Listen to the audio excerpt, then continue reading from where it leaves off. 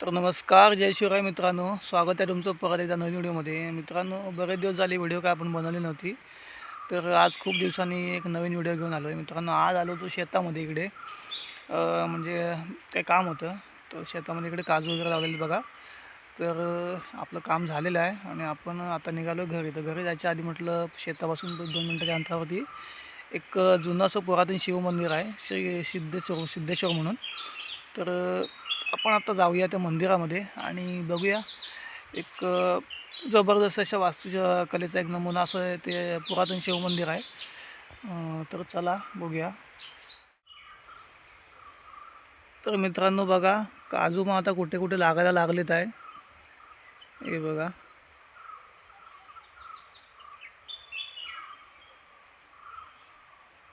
सध्याचं असं सगळं वातावरण आहे. मित्रांनो, शेत आणि मंदिराच्या मध्ये आहे ना, अशी एक छोटीशी नदी आहे. तर थांबा दाखवतो. ही छोटीशी नदी वाहते आणि बारमाही वाहते. पाणी पण एकदम कसं स्वच्छ आहे बघा. आम्हाला वातावरण दाखवतो आजूबाजूचं.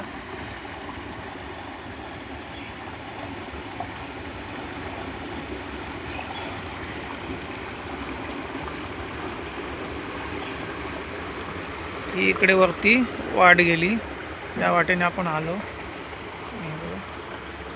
मोठ्या मोठ्या दगडी वगैरे अशा या नदी प्रवाहामध्ये आहेत आणि त्यातूनच असं पाणी वाहत जातं.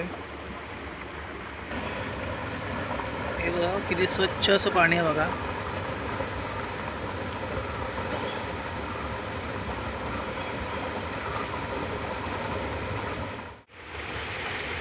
मित्रांनो, नदीतून पलीकडे गेलात की अशा जंगलाच्या वाट आहे. संपूर्ण जंगल आहे इकडे. लोकांचा वावर खूप कमी असतो. छोटीशी पायवाट आहे. त्यातून पलीकडे मंदिर आहे. तर चला. तर मित्रांनो, आता आपण आलेलं आहे मंदिराच्या परिसरामध्ये आणि सांगण्याची गोष्ट म्हणजे हे मंदिर आहे निवे या गावामध्ये, तालुका संगमेश्वर आणि जिल्हा रत्नागिरी. या ठिकाणी यायचं असेल तर निव्यापासून एक 2-2.5 किलोमीटर अंतरावरती जंगलामध्ये असं हे मंदिर आहे. तर चला आता सगळ्यात पहिलं आपण आधी मंदिरात जाऊया. तर मित्रांनो, आपण आता मंदिरात चाललेलो आहे आणि समोरच्या दरवाजातून मित्रांनो सगळ्यात पहिलं म्हणजे मंदिराला चारही बाजूनी जांभ्या दगडाची अशी ही तटबंदी आहे, जी आता कोकणामध्ये कुठेही गेलात किंवा शंकराच्या मंदिरांना कुठेही जर गेलात तरी ही तटबंदी ही असतेच. आणि ही मंदिरं प्रामुख्यानं नदी किंवा नदीच्या जवळ असतात किंवा त्या ठिकाणी मंदिरांच्या परिसरामध्ये कुठेतरी तलाव वगैरे असे असतात. तर चला, हे बघा समोर मंदिराच्या फुलझाडं वगैरे आहेत. पहिले या ठिकाणी एक बगीचा केलेला होता. आता तो बघायचं झालं तर हे बघा.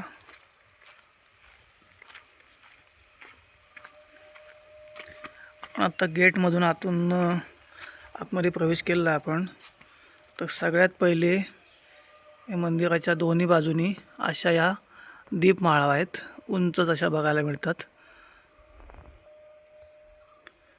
2 दीपमाळा, 2 नाही 4 अशा दीपमाळा आहेत. म्हणजे कधी काळी इकडे ज्यावेळी उत्सव वगैरे असेल त्यावेळेला ह्याच्यावरती असे दिवे वगैरे लावले जात असत. आणि मित्रांनो, आता आपण मंदिराच्या उजव्या बाजूने जातो आहे. तर आपल्याला या ठिकाणी गायीची अशी मूर्ती बघायला मिळते. हे बघा. आणि ही चारही बाजूनी जांभ्या दगडाची तटबंदी वगैरे अशी आहे. हे बघा. तर या तटबंदीमध्ये असे ठिकठिकाणी असे छोटे छोटे कोनाळे ठेवलेले आहेत. त्या ठिकाणी अशा ह्या दिवाबत्ती वगैरे करण्यासाठी ते ठेवले असावेत असा अंदाज आहे. या इकडे एक बाहेर जाण्यासाठी दरवाजा आहे.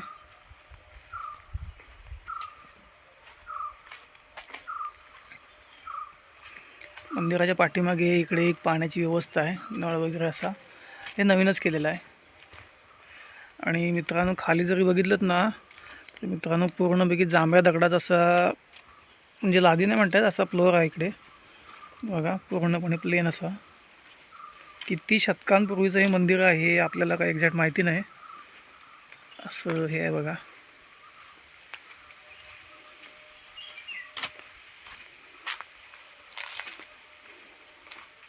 ही समोर तुळस आहे, ती मंदिराच्या दरवाजातून आतमध्ये गेल्यानंतर डाव्या बाजूला आहे. हे घुमट, ते घुमट वेगळं वाटतं ते.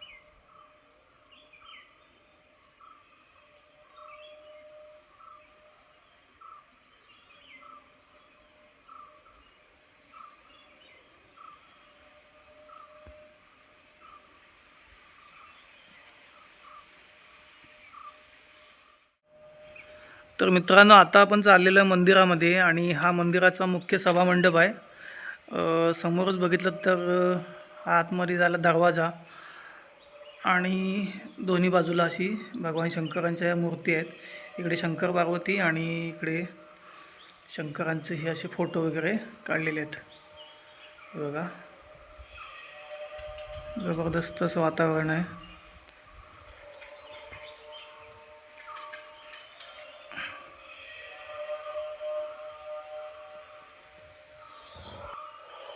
आतमध्ये प्रवेश केल्यानंतर सगळ्यात पहिल्यांदी भगवान हे आपली नंदी आहेत, नंदींची मूर्ती.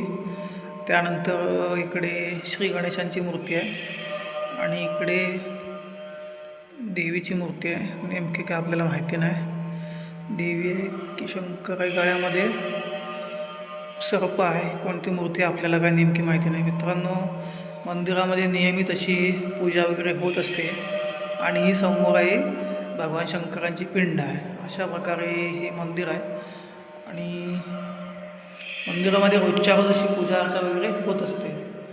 पूर्णपणे जतन केलेलं आहे इकडे गावाला मंदिर हे.